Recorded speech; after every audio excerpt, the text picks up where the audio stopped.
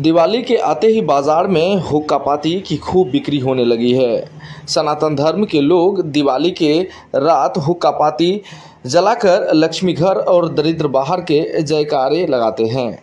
लेकिन क्या आपको पता है हुक्का पाती खेलने के लिए हुक्का पाती में कितने स्टिक यानी काठी होने चाहिए? क्या कुछ कहते हैं जानकार, आइए हम पूरी खबर आपको सुनाते हैं। बाबा, हुक्का पाती खेलने का क्या समय होता है और कितने काठी होने चाहिए हुक्का पाती में? पंडित मनोज झा का हर हर महादेव।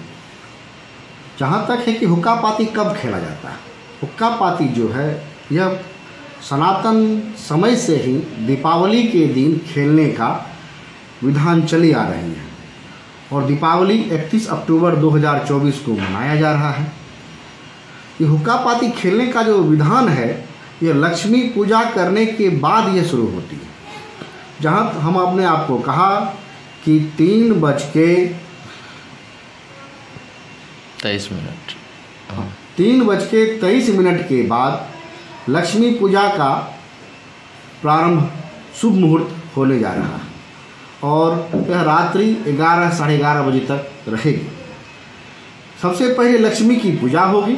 लक्ष्मी पूजा होने के बाद यह हुक्का पाती खेलने का विधान प्रारंभ होगा।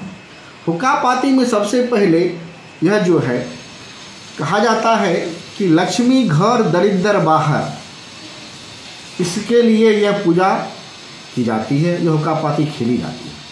इसके साथ हमारे मोक्ष की प्राप्ति के लिए, उनके आत्मा की शांति के लिए भी यह हुक्का पाती खेलने का प्रावधान सनातन काल से ही चली आ रही है।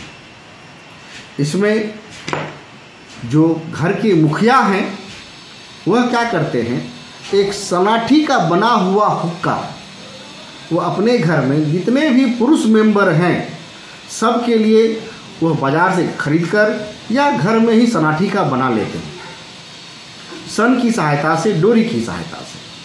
साथ साथ वो जो हुक्का है इसको अपने पूजा स्थल पर, तुलसी पिंडा पर और घर के छत पर भी रखने का प्रावधान। लक्ष्मी पूजा के बाद हुक्का पाती खेलने का जो विधान इसलिए दिया गया है, इस पूजा काल में घी का दिया माता के पास जलाया जाता है और घर के जो मुखिया हैं उसी दिया से जो घी का से जल रही है उसी में उस हुक्का को जलाते हैं। जलाने के बाद उस हुक्का को घर के चारों कोनों में दिखाते हैं। सावधानी से दिखाना चाहिए। दिखाने के बाद हुक्का को, जलती हुई हुक्का को घर से बाहर ले जाते हैं अपने मेन गेट पर। वहाँ पर रुक करके पुनः लक्ष्मी घर दरिद्र बाहर, लक्ष्मी घर दरिद्रता बाहर, लक्ष्मी घर दरिद्रता बाहर 5 बार कहते हैं और पुनः खुली आकाश में जा करके घर के सभी पुरुष वर्ग खड़े होते हैं और जो घर के मुखिया हैं उस जलती हुई हुक्का को 5 बार आकाश में ऊपर नीचे करते हैं। वह अपने हम पितर को दिखलाते हैं कि जो हमारे पितर हैं वो देखिए कि मैं आपकी शांति के लिए, सभी पुरुष वर्ग आपकी मोक्ष की प्राप्ति के लिए सभी परिवार मिल करके हम ऊपर वाले से प्रार्थना करते हैं कि आपको शांति मिले, आपको मोक्ष की प्राप्ति हो। इसके बाद हम लोग हुक्का जो खेलने का जो विधान है वो हम लोग प्रारंभ करते हैं। इस हुक्का में कम से कम 7 जो सनाठी है वह लेने का विधान है। 7 से ज़्यादा आप लीजिएगा तो अति उत्तम, मगर कम से कम 7 अवश्य लेनी चाहिए। 7 के बाद आप 9 ले सकते हैं, 10 या 11 या 12 तक लोग ले करके हुक्का पाती बनाते हैं। इसमें यह कोई फिक्स नहीं है कि आप 12 से ज़्यादा नहीं ले सकते, अवश्य ले सकते हैं, पर 8-9 लें।